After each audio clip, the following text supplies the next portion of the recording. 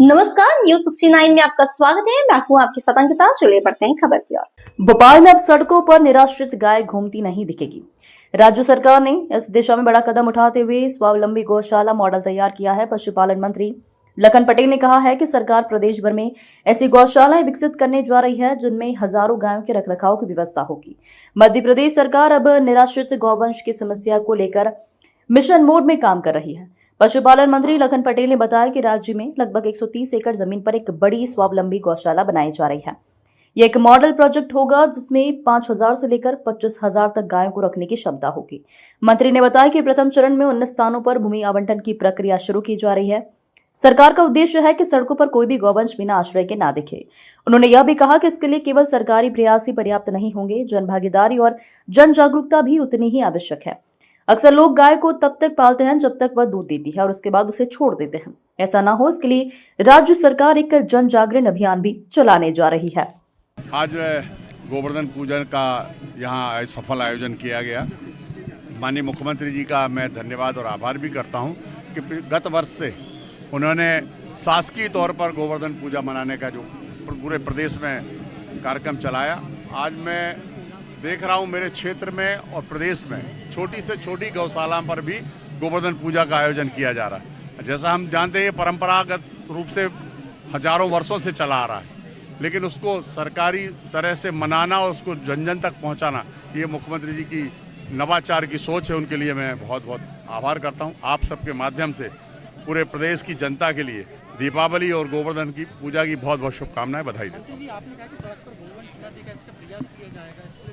बिल्कुल निश्चित रूप से मैंने पहले भी कहा है और अभी भी मैं कह रहा हूँ कि हम लोगों ने जो स्वावलंबी गौशाला योजना बनाई है वो निश्चित रूप से 130 एकड़ मतलब एक मॉडल बनाया हमने 130 एकड़ का। उसमें कम से कम 5,000 गौवंश हम रखेंगे। अभी आज की कल तक हम जारी कर देंगे लगभग 19 जगह की, जहां पर हमारे पास जमीन आवंटित होगी। लगभग 4,000 एकड़ जमीन माननीय मुख्यमंत्री जी ने हमारे विभाग को स्थानांतरित कर दी है और उस पर 5,000 से लेकर के 25,000, जैसे हमारे एक जगह 500 एकड़ जमीन है तो हम 25,000 गौवंश रखेंगे। तो ऐसी व्यवस्था की है और ये पीपीपी मॉडल पे होगा और जिसको बहुत ही अच्छे तरीके से हाईटेक तरीके से बना करके और वहाँ पर उसको इस तरीके से बनाया जा रहा है। उसका मॉडल जो हमने तैयार किया है कि वहाँ पर लोग जाके पिकनिक भी मनाएंगे और जन्मदिन भी मनाने जाएंगे। इतना सुंदर और अच्छा बनाने का प्रयास। हाईवे पर गाय देखी जाती है। निश्चित देखिए, मैं इस बात से डिनाई नहीं करता, आज है गाय, लेकिन आने वाले समय में नहीं दिखेगी। इस बात की मैं आपको गारंटी। देखिए ऐसा है, आपको मैं बताना आपके माध्यम से जनता को भी कहना चाहता हूँ, जो गौ सेवक हैं या गौशाला चला रहे हैं उनको भी कहना चाहता हूँ। पहले 20 रुपये था, उसको बढ़ा करके माननीय मुख्यमंत्री ने 40 रुपये किया। 1 अप्रैल से लेकर के हम ऑनलाइन हर महीने की 15 तारीख के पहले हम उनके खाते में पैसा ट्रांसफर कर रहे हैं। पहले कई बार 2 महीने में मिलता था, कई बार 3 महीने में। हमने उसको ऑनलाइन व्यवस्था कर दी और हर जगह हर गौशाला में 15 तारीख तक लगभग ये पैसा ऑनलाइन पहुंच जाता है सिंगल क्लिक से। तो व्यवस्थाएं दुरुस्त कर रहे हैं।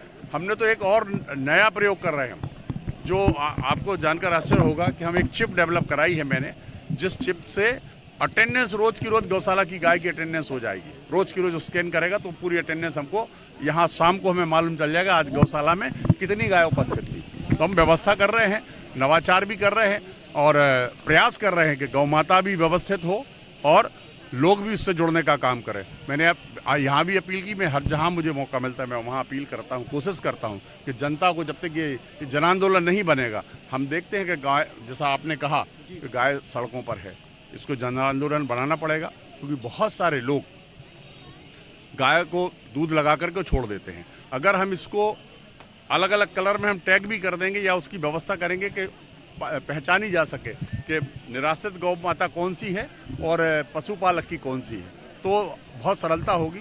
उसमें कुछ और काम करने की आवश्यकता है, हम निश्चित रूप से उस काम को कर रहे हैं। फिलहाल इस खबर में इतना ही। आप बने रहिए न्यूज 69 के साथ। नमस्कार।